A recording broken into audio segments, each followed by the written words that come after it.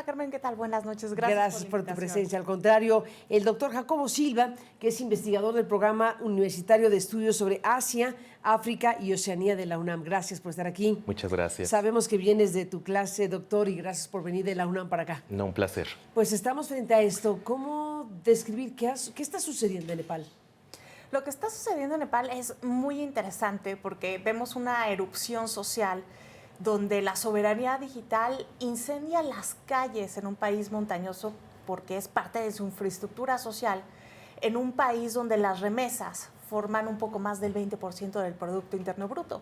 Entonces, esto es la gota que derramó el vaso, porque la población estaba enojada, porque justamente unas semanas antes, precisamente por TikTok, se había revelado los excesos bajo los cuales vivían los hijos de los políticos. Entonces, tenemos corrupción, hartazgo social y desempleo de la población joven, y tienes pólvora, pero no solo en Nepal, tienes pólvora regional. Pólvora regional también. ¿Qué ocurre en Nepal, doctor Silva, según tu análisis? Según mi análisis, creo y comparto parte del análisis, justamente es la gota que derrama el vaso, pero también hay que entender que Nepal es un país fascinante por una historia que sí es muy, yo podría decir en algunos capítulos muy sangrienta.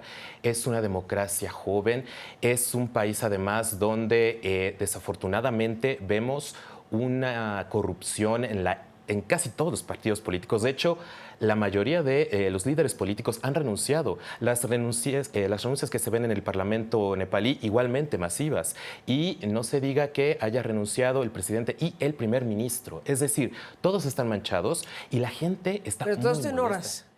36 horas todo prácticamente. Ese es lo más interesante. Vimos cosas parecidas en Bangladesh, vimos cosas parecidas en Sri Lanka. Pero hace apenas el año pasado yo estaba en Delhi y simplemente pasaba por la avenida más importante de Delhi y veía que fue la primera ministra bangladeshi, Hasina, y estaba con Narendra Modi. Regresé a México y ¿qué pasó? Ya no era la primera ministra. Es una cosa increíble, sumamente rápido, pero en lo que podemos ver en Bangladesh se tardó casi un año, pero lo que fue Katmandú me sorprende muchísimo, tal vez porque es un país más pequeño, 30 millones de habitantes en todo el país, pero es verdaderamente un fenómeno que creo yo merece la atención. Porque se han visto cosas sumamente graves. Bueno, por lo pronto dices, Stephanie, el gran detonador de este asunto fueron las protestas por corrupción. O sea, se conocieron casos de corrupción, dijiste, de hijos de políticos, y la gente pues se enojó y empezó a manifestarse en ese sentido. ¿En qué momento viene la prohibición de las redes sociales, que es el gran detonador de todo esto?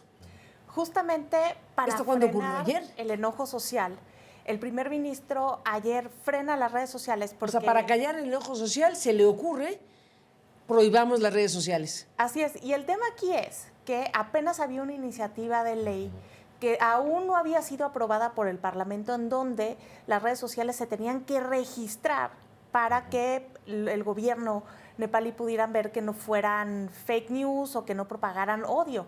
Y justamente con esa justificación se frenaron 26 redes sociales. El tema aquí es que esto agita a la población que estaba enojada por la corrupción, porque el desempleo es enorme, cerca de un 10% de los jóvenes están desempleados, y nada más por darte un dato, Carmen, entre el 43% de la población tiene entre 15 y 40 años. Entonces es un dato muy grave y el PIB per cápita es de $1.5. Entonces claramente no se puede vivir de esa manera. Y tenemos que entender que lo que pasa en Nepal no solamente impacta en Nepal, impacta también a China, impacta también a la India, porque justamente Nepal estaba buscando romper esa dependencia de la India, se había acercado más a Pekín, y Pekín en estos momentos está tomando nota de lo que puede ocurrir en el Tíbet si sigue con ese tipo de políticas sociales.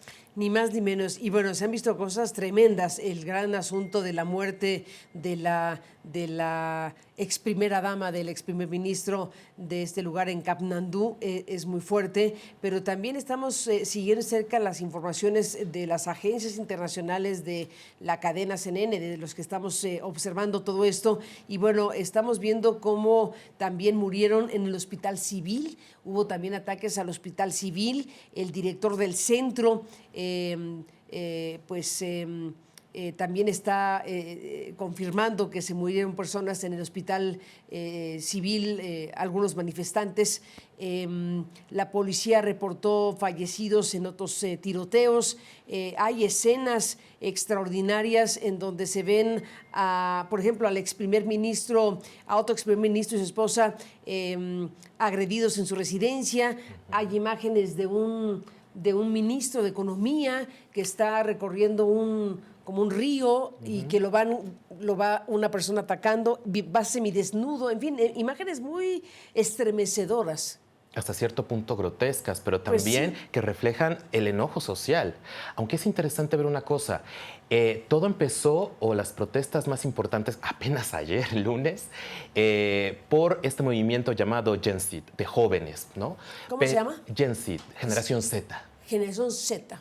Y lo que vemos ahora es que no nada más son ellos. Ya se han visto que son otras personas. Incluso el movimiento ha tratado de, empezó pacíficamente y obviamente se ha desligado de los ataques violentos. Sin embargo, vemos que otros sectores de la población se han unido y definitivamente sí, están muy enojados.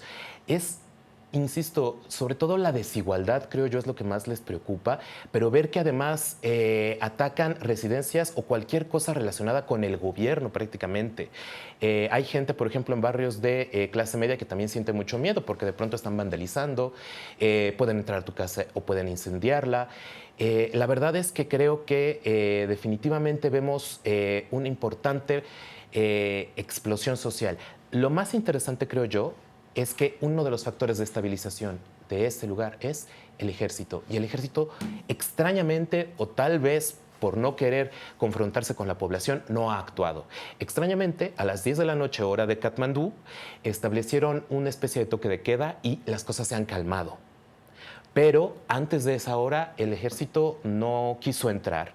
Y esto sí hace ver que, insisto, por un lado tal vez no quisieran entrar o por el otro es parte de su cálculo político.